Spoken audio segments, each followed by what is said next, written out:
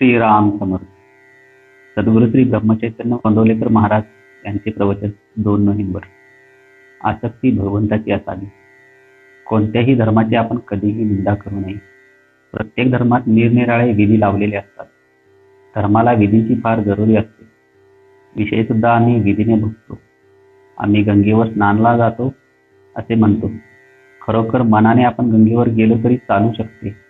तेव्हा गंगेला स्नानाला जाऊन अपवित्र मनाने परत आलो तर त्या स्नानाचा काय उपयोग?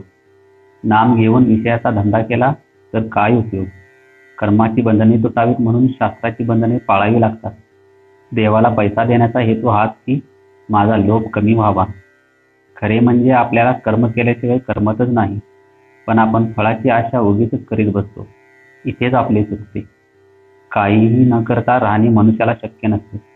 उदाहरणार्थ एखाद्याला सांगितले की हातपाय न हलवता काही न करता स्वस्थ राहा, तरी ती त्याला शिक्षाच होईल.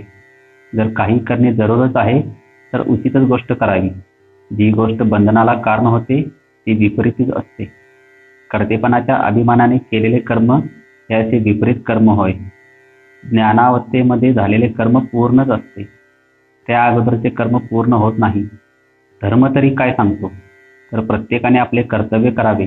पण कर्तव्य तरी कशासाठी करायचे? तर ते भगवंतासाठी होय.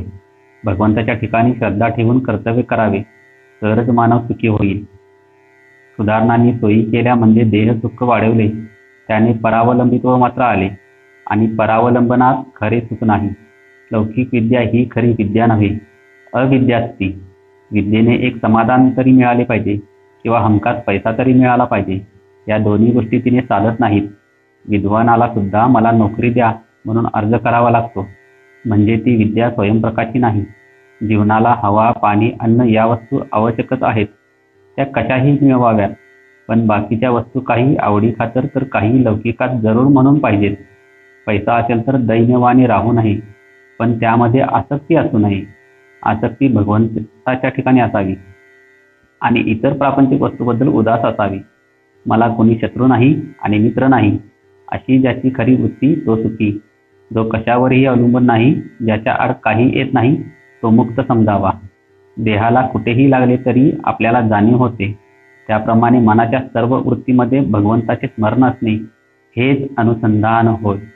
हीच विद्या होय. हाच खरा धर्म होय आणि हेच परमार्थाचे सार होय. जय जय रघुवीर समर्थ. आजचे बोधवाक्य. ज्याच्या प्रपंचामध्ये पाठीराखा परमात्मा आहे, तो प्रपंचच त्याचा परमार्थ होतो. श्रीराम समर्थ.